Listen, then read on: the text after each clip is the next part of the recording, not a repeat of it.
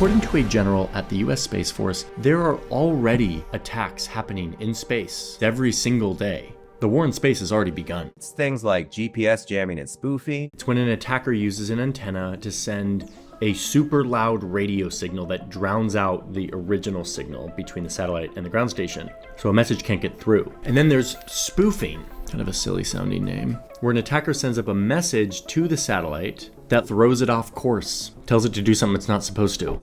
Yes, just as we all imagined when we hear the words space war, there are lasers. So if it's trying to take pictures of space, if you point a laser at it, that's going to disrupt its ability to do that. Hack into the satellite software by sending malicious code to the satellite. You can either steal the data that's in the satellite, you can stop it from working, you can take control of it temporarily. We saw it in 2022, just an hour before Russia conducted its full-scale invasion of Ukraine. They sent a bunch of cyber attacks to the satellites that were providing internet and communications to the Ukrainian troops. One Ukrainian official described the attack as, quote, catastrophic. And China is working on a anti-satellite cyber weapon whose purpose is to, quote, seize control of a satellite, render it ineffective to support communications, weapons, intelligence, surveillance, and reconnaissance systems.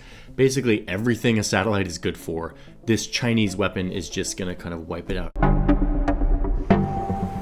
Okay, we've arrived to the blowing up part of the video, and I intentionally kind of put it here and didn't make it the full focus because even though it's a kind of like more sensational version of this story, these other capabilities, the non-kinetic stuff, is actually the stuff that's happening right now. It is like the conflict and the war that is currently happening up there, and it's the most likely to continue. Another is by shooting a missile up into space to hit a satellite, which is something a lot of countries can do already. The Russia test was in 2021, and it created debris that was at around the same altitude as the International Space Station.